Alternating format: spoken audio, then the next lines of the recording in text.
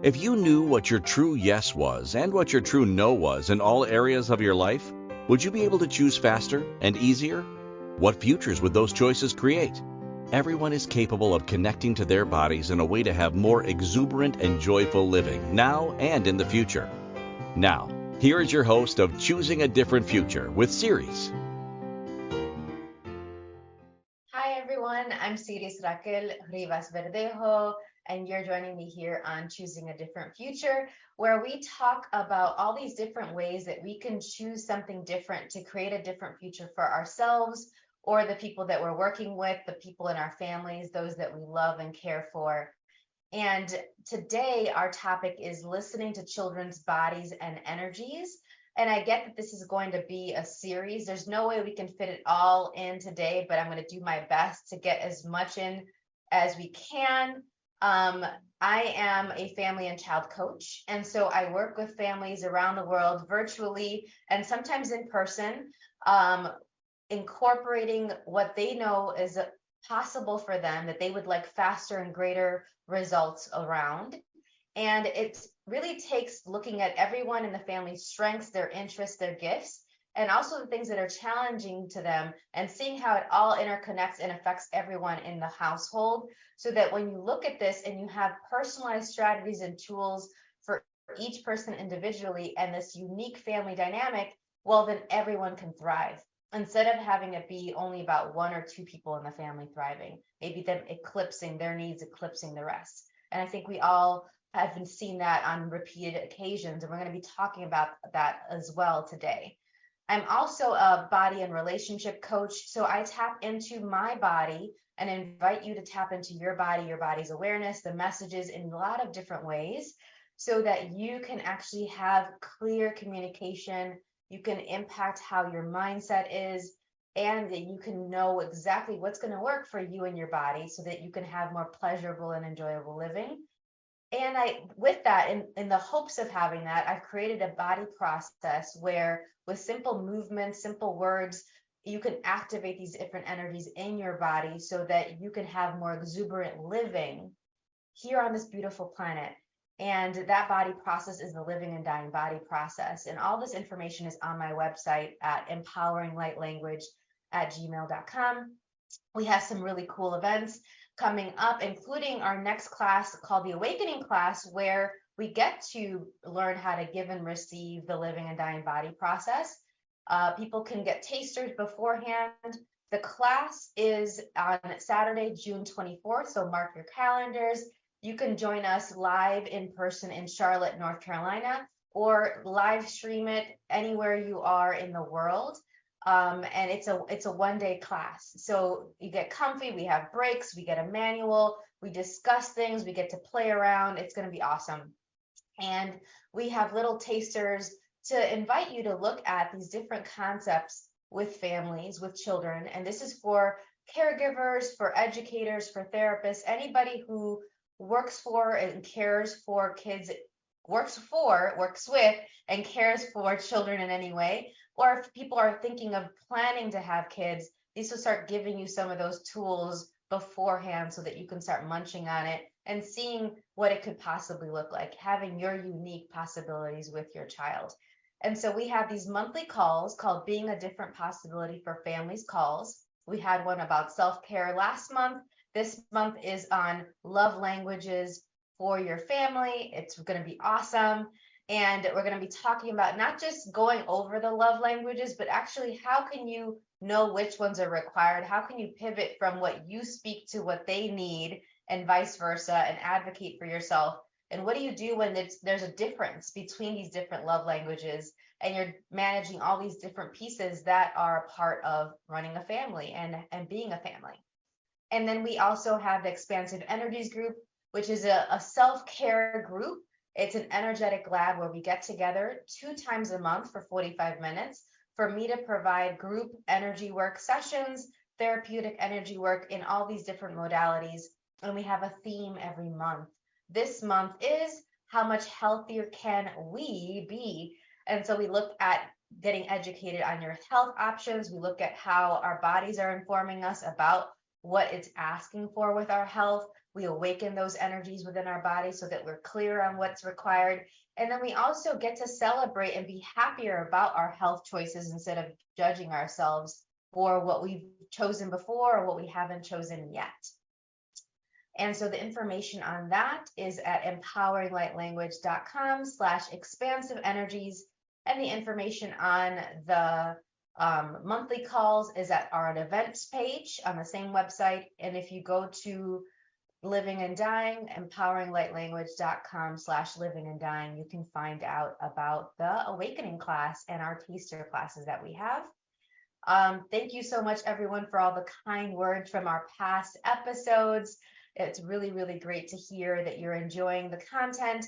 I got some really cool feedback about our last episode, which was, do you have a fixing, saving, helping mentality? I got some really great ideas from you all that I'll incorporate. I think we're going to keep talking about this and also incorporate this into some future discussions about codependency and how that intersects, how having this fixing, saving, helping mentality intersects with creating codependent relationships instead of independent or interdependent relationships.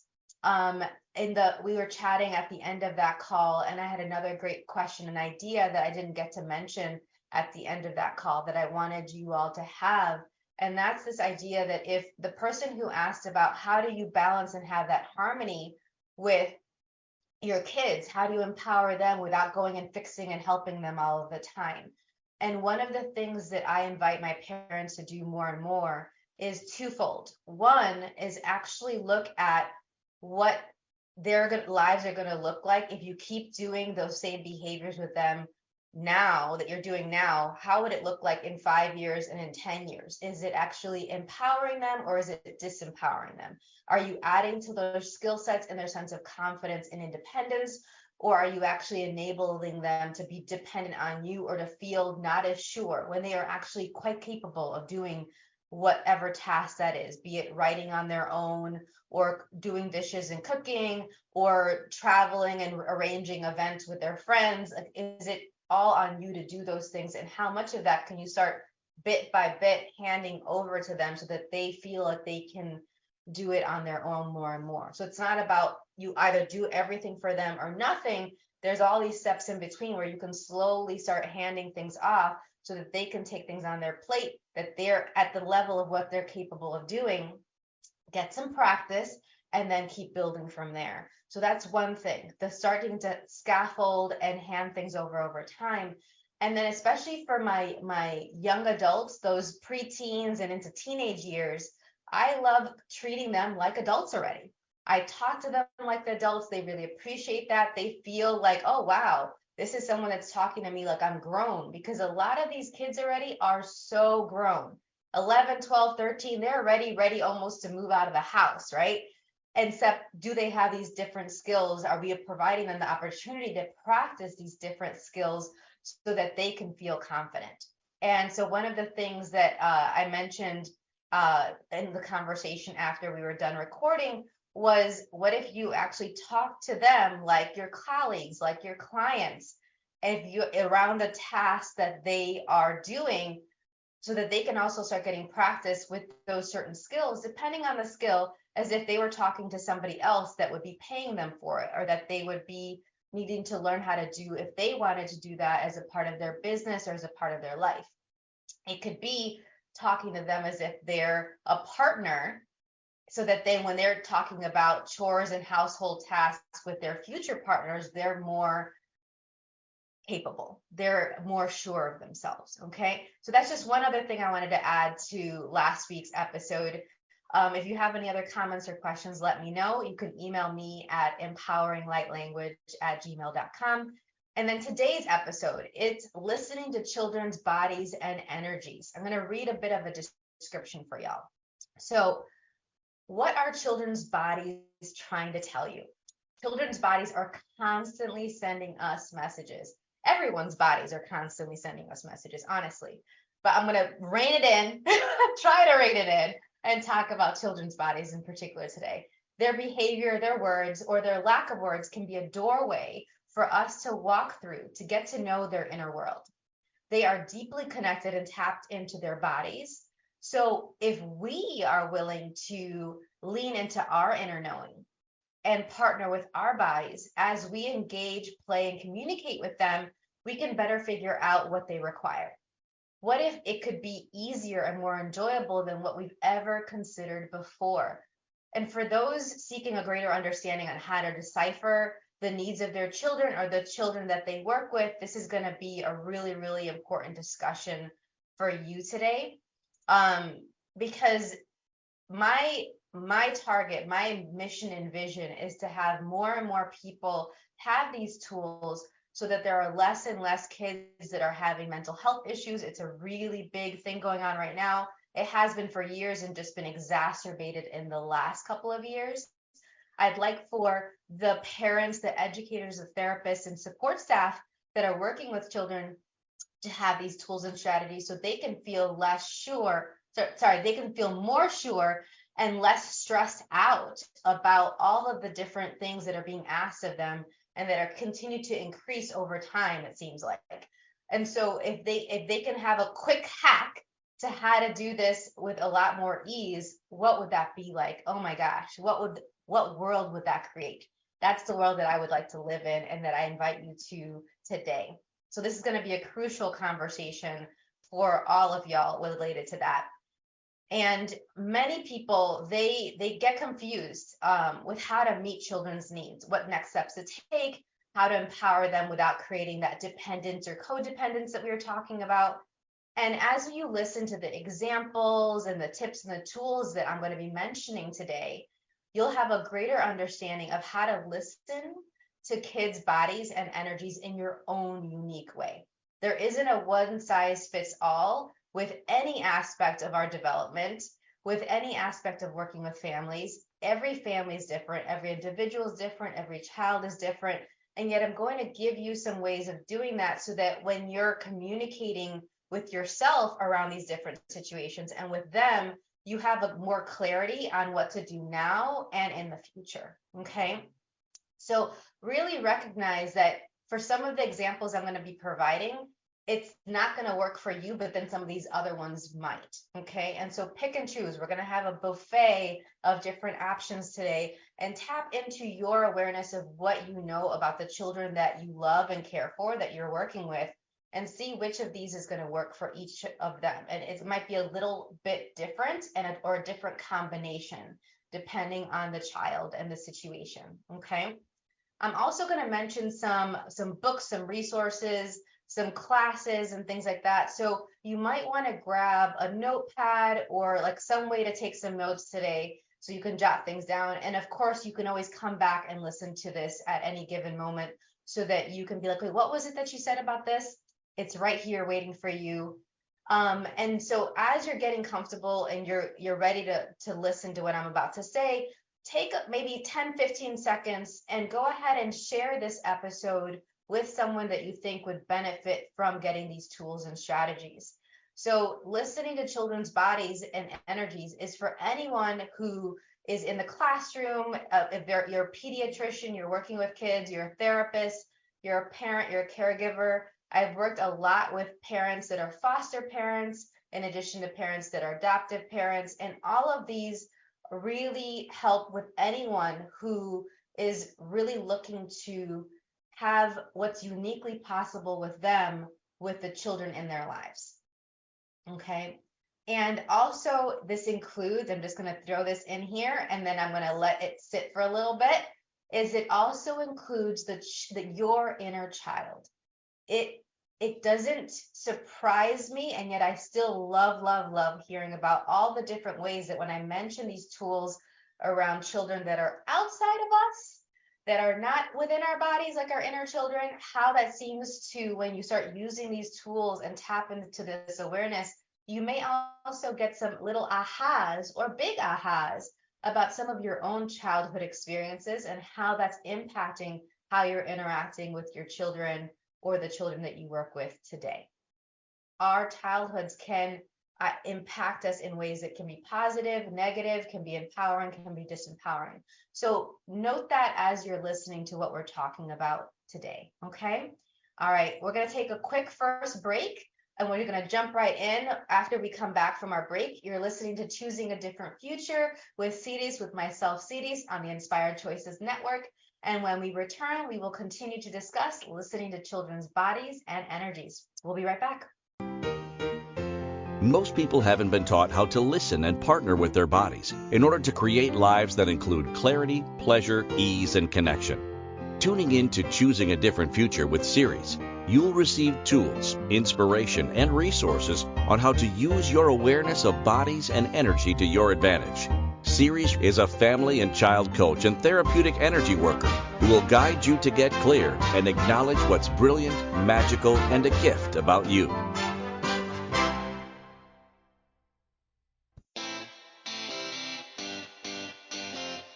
Are you a subject matter expert? Are you here to share your expertise with an audience waiting to hear from you in only the way you can deliver?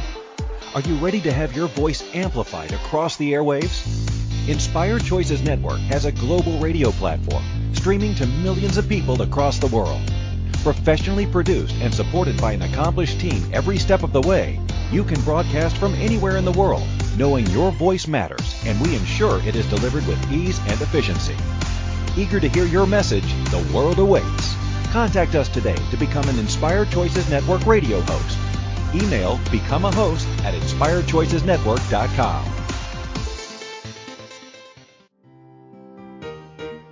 This is the Choosing a Different Future show with Siris. To participate in the program, join the live studio audience in our chat room at inspiredchoicesnetwork.com.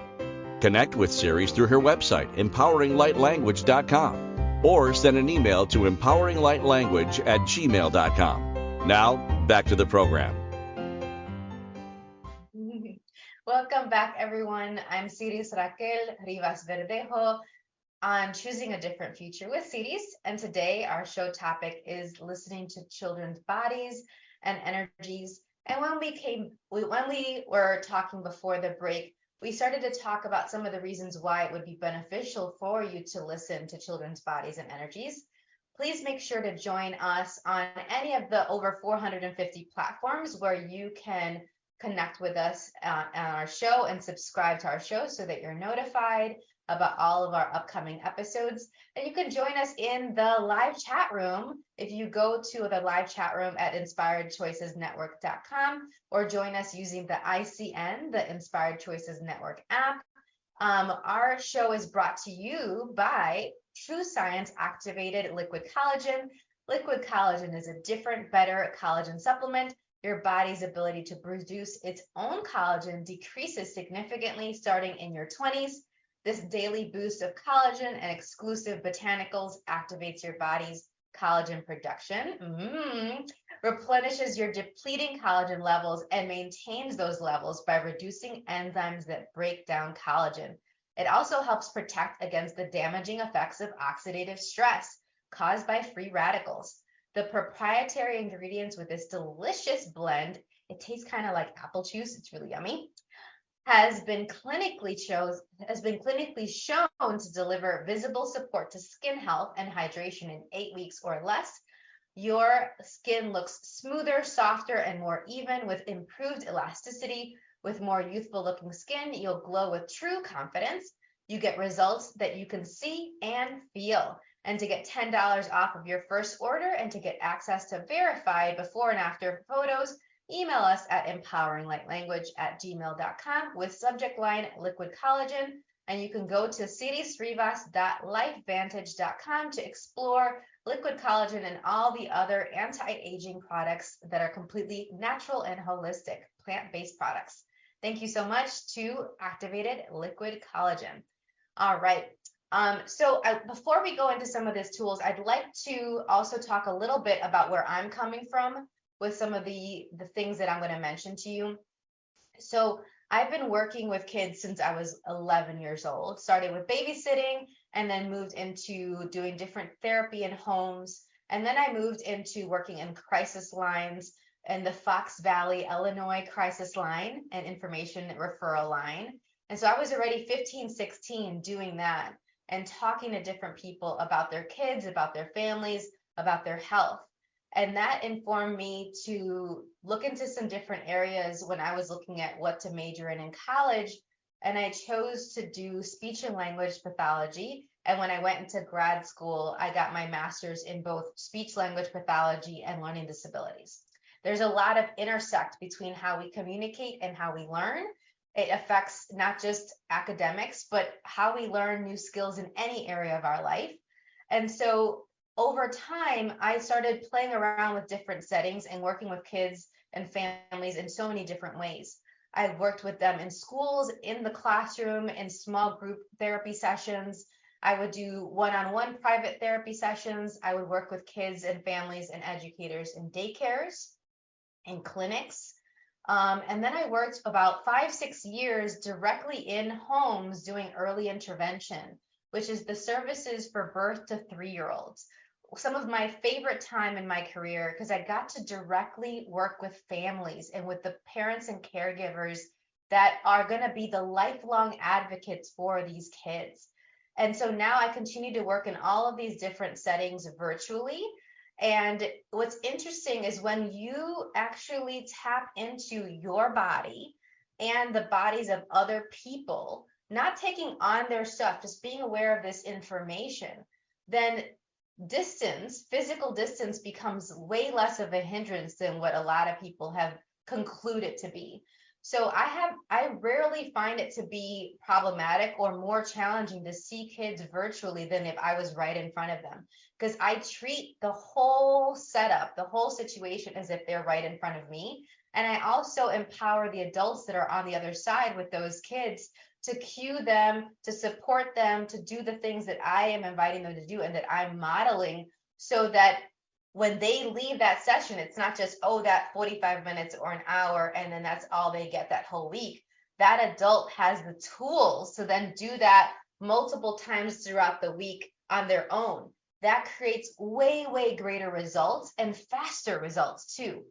So the people that work with me get greater and faster results because it's not just about my time with them. It's about, okay, let's plant some seeds, let's check in on some things, let's give you feedback, and then, all right, well, how are you going to incorporate this and play it with this throughout the week? And then when you come back next week, how did it go? And then let me see how it is again and give the feedback. So it's very empowering to the adults, so that builds their confidence. And then the child gets to have this visual multisensory cue every time they see that adult, as to, oh, this is what I do with this person and with all these people that I'm interacting with this person. So the parents and the caregivers, the educators become like a bridge to them generalizing those skills to a lot of different other settings and with other people that they would be needing these skills with. So it's really, really powerful.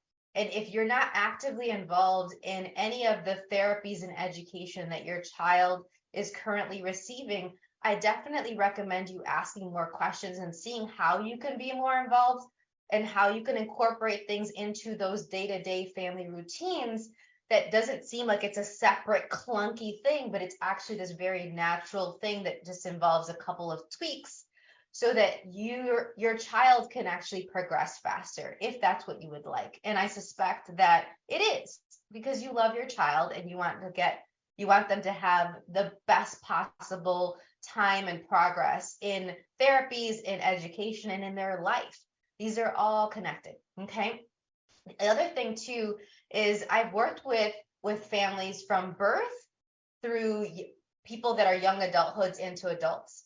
So sometimes they come to me and it's a concern about one child, and then we have to look at the entire family dynamic and how the siblings play into it and to make sure that everyone thrives. Sometimes it's about, oh, we need to look at the relationship of the parents and then how that's trickling down and affecting the kids, so that the kids aren't picking up on things that may be problematic or maybe upsetting to them and affect how they perceive relationships.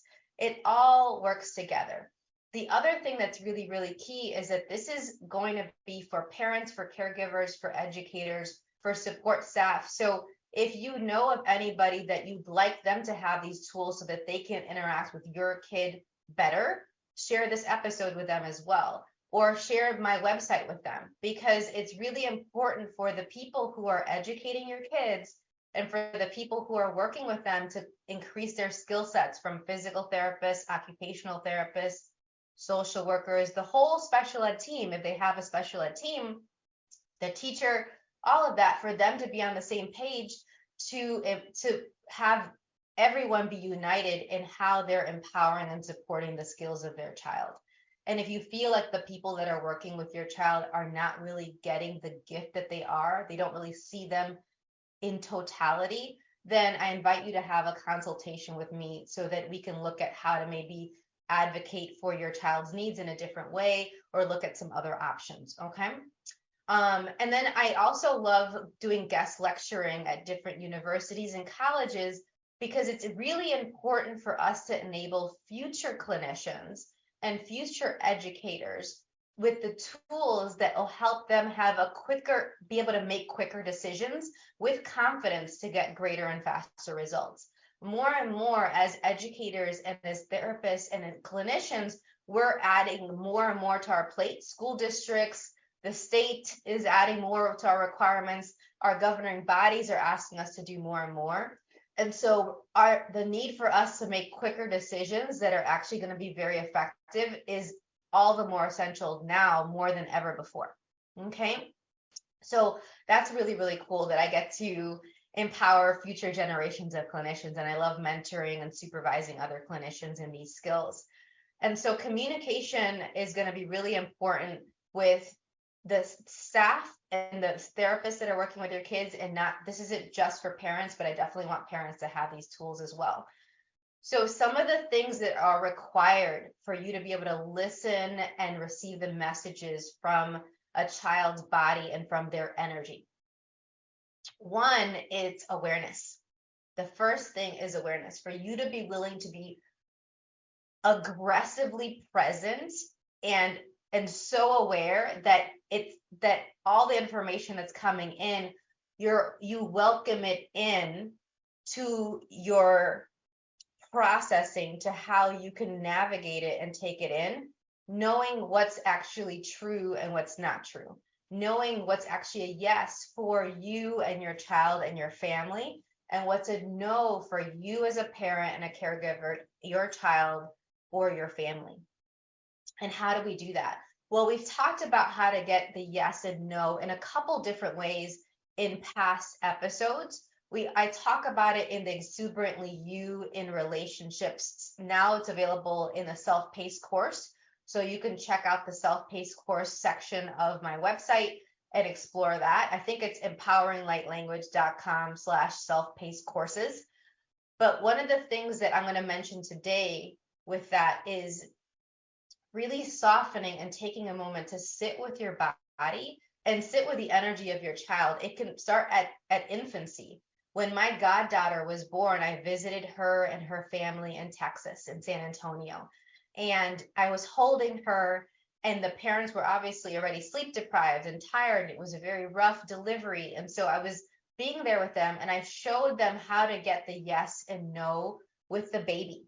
The baby's not saying it out loud, but we would say, okay, what's our yes? And hold the baby, and the way the body moved, what we picked up on, how we felt, what pictures came to our heads, anything like that, from any sense. We were like, okay, is this the yes? And it was like, it got stronger. And then we'd hold the baby. Oh, you're so cute. Oh, I love you so much. It's like, okay, what's our no today? And something else would show up. Maybe it was stillness. Maybe it was a movement to the side instead of forward. Maybe it was lifting upward and feeling more spacious, or a sound like ding. Who knows? For each of us, it's different, and each day it could be different. But starting your day with your kids and your family, asking what's our together yes, and what's our together no, is this beautiful touch point that you can then use to guide your decisions, to make sure that it's going to be a yes for the entire family and not just one person in the family or one or two people, and that it'll help everyone in the family have a easier time Because when you choose what's a yes for the entire family versus just one person in the family, you actually start planting the seeds for having a different future where everyone is happier, everyone feels heard and acknowledged more. People's needs are met more when you include everyone's energies. So incorporating that and having this yes and no with your whole family is really, really key. And I love that somebody who joined in when we were doing the Exuberantly You and Relationships calls live before it became the self-paced courses, somebody asked, well, how do I do that with my family? And it's just as simple as when you do it with yourself. It takes practice though. So practice, practice, practice, but be willing for it to show up in really unexpected ways. And part of what happens is you have to be so connected with your body, give it those squeezes and not in your head so that you can get those yeses and nos. Because this yes and no is an energetic practice. It's an awareness tool. It's not something that you can compute and calculate with your head. So if you're someone that is very analytical, and I'm absolutely very analytical, I love looking at statistics and facts and what's coming in and what's going out and all these different things. That's how you're trained as a therapist, honestly, is to look at their bodies and like, okay, the type of cueing and level of prompting, and okay, we have to do how many trials, and okay, what was the percentage of accuracy? I get it. If I can do it, given how much analysis goes on in my world, you can too. Okay. If you would like to. All of these are suggestions. It makes things a lot easier if you're willing to have your yes and no with your entire family. And as an educator, anytime I'm running a whole classroom or a group, I ask, what's the yes for our group today? What's our yes for the class today? And what's the no for the class today or the group today? And man, does it make things run a lot smoother. And so every little bit helps. I invite you to play around with this tool. It's your call if you do or not. We'll go from there. Okay. So it's time for our second break of the show. When we return, we will continue to discuss some of the other things that are required for you to listen to children's bodies and energies more effectively. You are listening to Choosing a Different Future with Siris, with myself, Siris, on the Inspired Choices Network. And when we return, we will continue to discuss listening to children's bodies and energies. We'll be right back. Most people haven't been taught how to listen and partner with their bodies in order to create lives that include clarity, pleasure, ease, and connection. Tuning in to Choosing a Different Future with Siris, you'll receive tools, inspiration, and resources on how to use your awareness of bodies and energy to your advantage. Siris is a family and child coach and therapeutic energy worker who will guide you to get clear and acknowledge what's brilliant, magical, and a gift about you.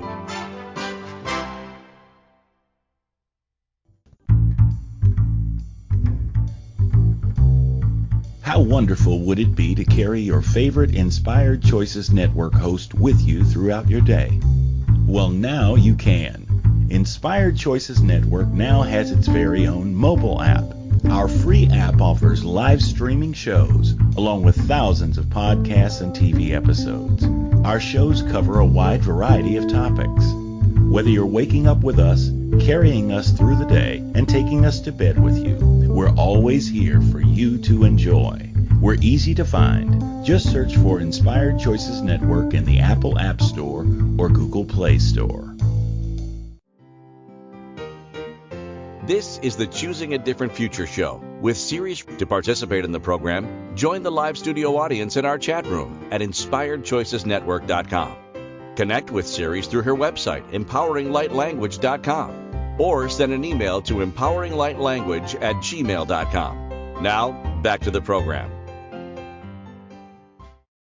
Welcome back, everyone. I am Siris Raquel Rivas-Verdejo on Choosing a Different Future with Siris. And today our show topic is listening to children's bodies and energies. Our show is brought to you by True Science Activated Liquid Collagen. Liquid collagen is a different, better collagen supplement. Get real results that you can see and feel. To get $10 off of your first order and to get access to verified before and after photos, email us at empoweringlightlanguage@gmail.com with the subject line Liquid Collagen. So when we were before our break, when we were talking about using our yeses and nos, not just for ourselves individually, we were also talking about having that for a whole classroom, having that for any therapy group session that you're running. If you have it with a small group discussion, if you're having it at a family meeting, all of these things are really key to having your children have more ease and you having more clarity and confidence with what you're choosing with your kids. I had a mom that did this with swimming class. She would have her yes and no with her child as she was driving to swimming class. And the kiddo would have a lot of anxiety at first when in the first couple of sessions. And one of the things that she did was she asked, hey, instead of it just being the yes and no now with me and my child, what if I actually added the bodies and energies of the entire class, including the instructor, into this yes and no? So she's like, okay, what's our yes for the entire swimming class? What's our no for the entire swimming class? And man, the kiddo was doing floating, was like putting the head in the water, splash, splash, splash, was giggling more, was actually interacting with the other kids more. It was just the asking of this opened the door to a different possibility. And this is one of those things that we talked about in the, oh, let me get the name of it right. The episode that I did called Knowing What Doors to Open and Which to Close.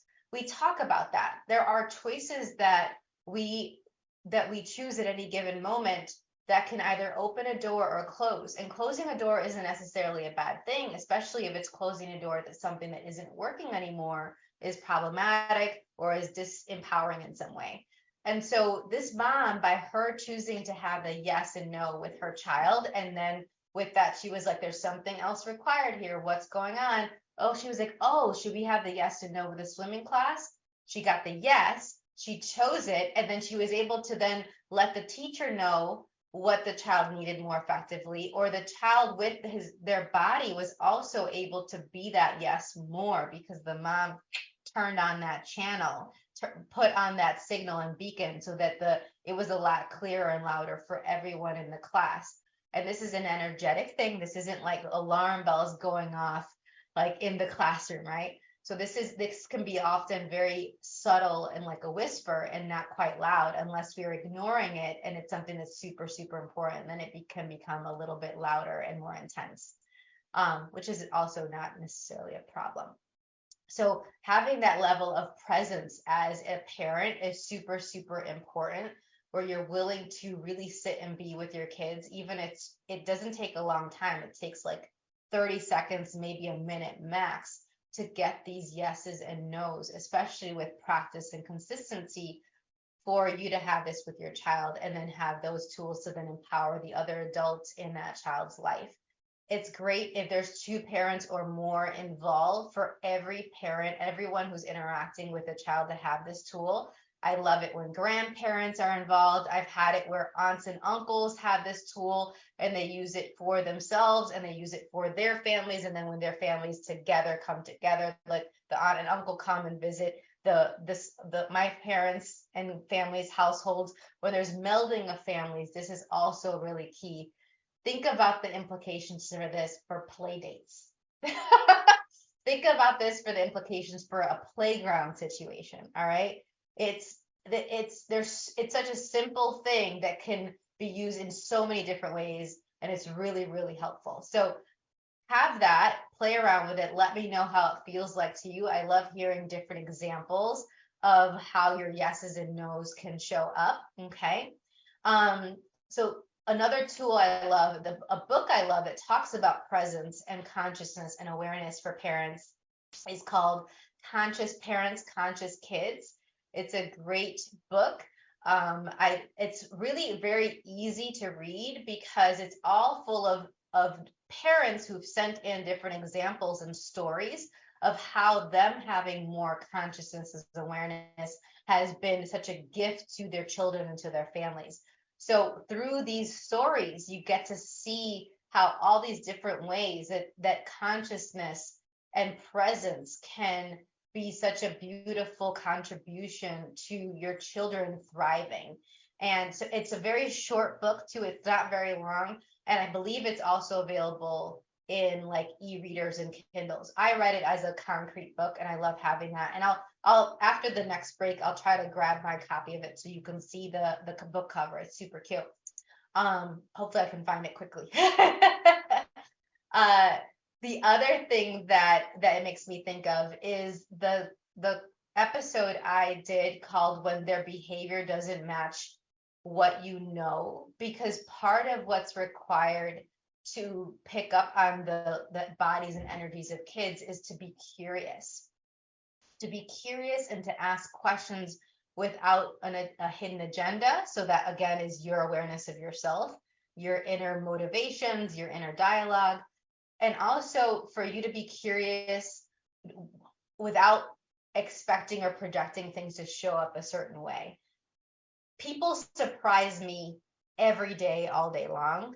Kids surprise me every day, all day long. And if I'm willing to just receive however they show up and what is going on with their world without thinking it has to look a certain way, then their behavior can actually tell me more than if I only limit their behavior to certain things, like, oh, this is the right way to behave and this is the wrong way to behave.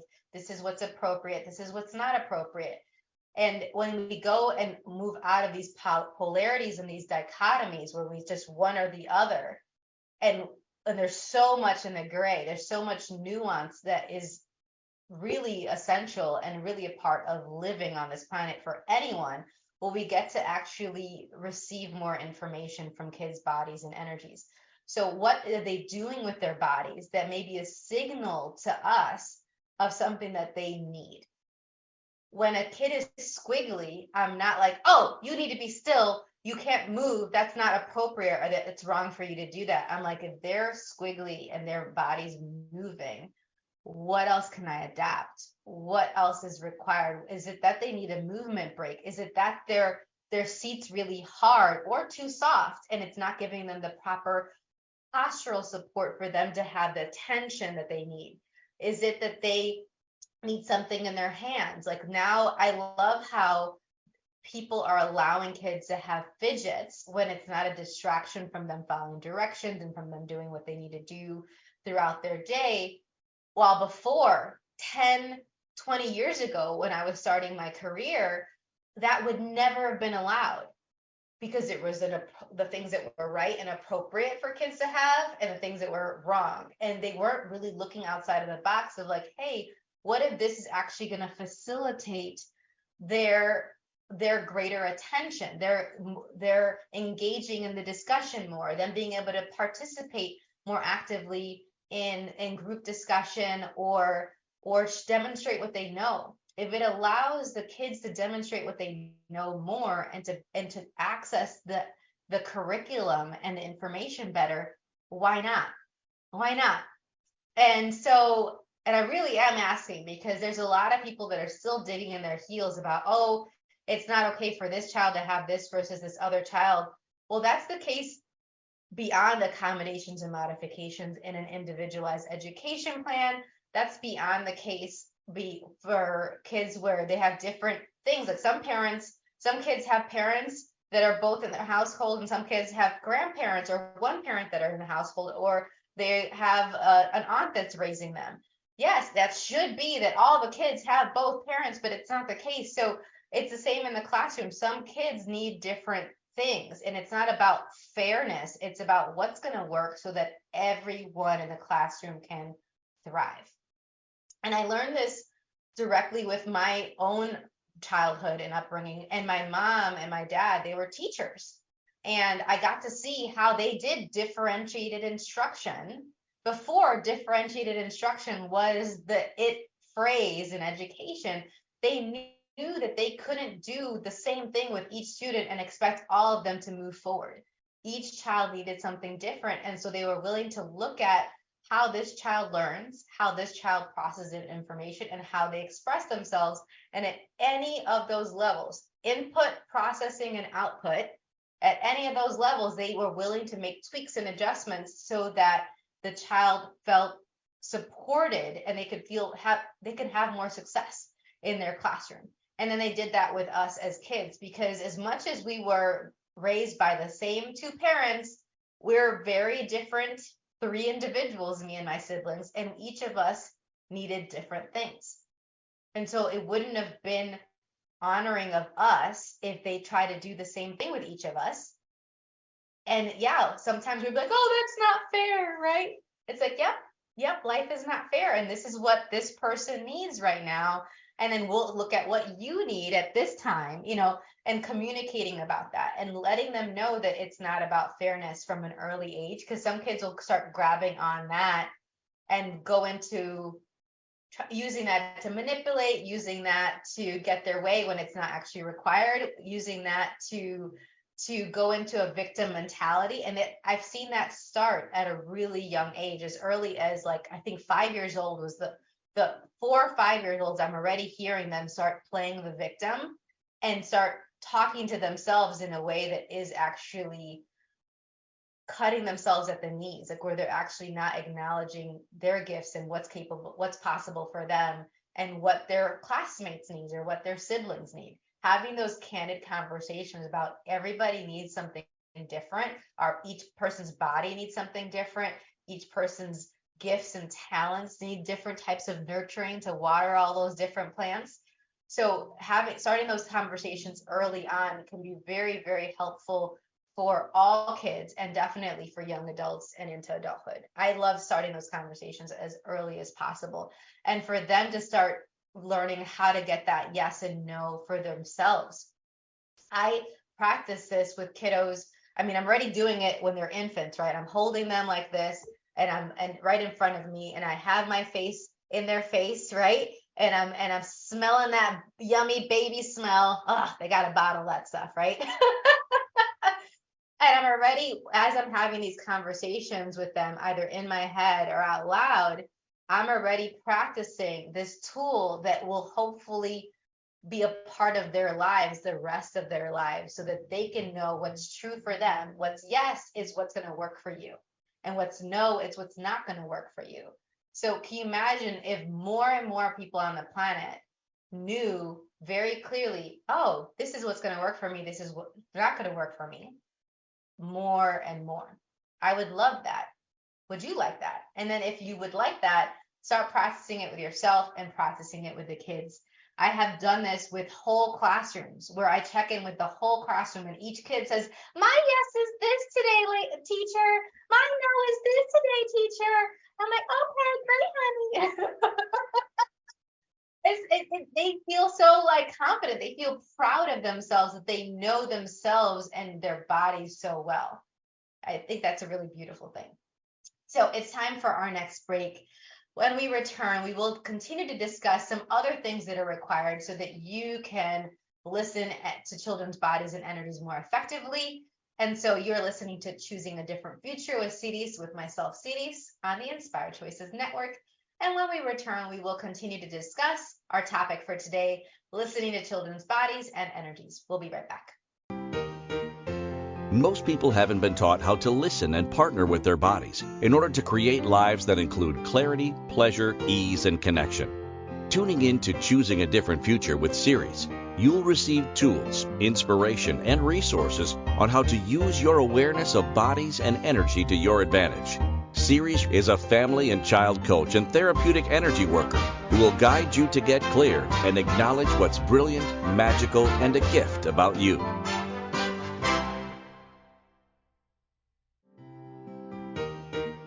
This is the Choosing a Different Future show with Siris. To participate in the program, join the live studio audience in our chat room at inspiredchoicesnetwork.com. Connect with Siris through her website, empoweringlightlanguage.com, or send an email to empoweringlightlanguage@gmail.com. Now, back to the program. Welcome back, everyone. So, I am Siris Rivas-Verdejo. And I was going to add in all my other last names. Like when your parents, you're in trouble and they start saying all of the last names from all the different generations inside of the family. I was just about to do that. No, I'm not in trouble. We're here on Choosing a Different Future with Siris. And today our show topic has been listening to children's bodies and energies. And before we went on break, we talked about having presence. We talked about having our yeses and nos, not just for ourselves, but also for our families, classrooms, and whatever situations that we're in, including all of the bodies that are involved, all of those energies. Now, the thing that I get all the time is a lot of people say, hey, Siris, I don't want to take on other people's negative energy. I get it. I agree with you. You shouldn't do it. It's not a good idea. And by you picking up on someone's energy doesn't mean you're going to hold on to it. I actually invite everyone to expand out and let people's energies flow through them. If you have the point of view that by you being around someone negative, you're going to take on their negative stuff, that's exactly what happens. Our point of view creates our reality. I don't have the point of view that if I'm around someone complaining, it's going to drain me, it's going to affect my mood. And so more and more, I'm willing to be like, yep, this is not my stuff. And I let it flow on through or flow on out to the earth, wherever I want to send it. But I don't hold it on into my body and create that as part of my reality. That wasn't always the case. I definitely had to practice and get very serious in dedicating myself to knowing what the yes and no was, and knowing what stuff was mine and what wasn't, so that I could flush that out and detox that at any given moment. And then now I don't really have to do that as often. Every once in a while I do, but not as often, because I'm willing to have that be my normal. My normal is not taking on other people's stuff, while before my normal was taking on everybody and their mother stuff. Okay. So know that you don't have to take on anyone's things, and you can let things flow on through.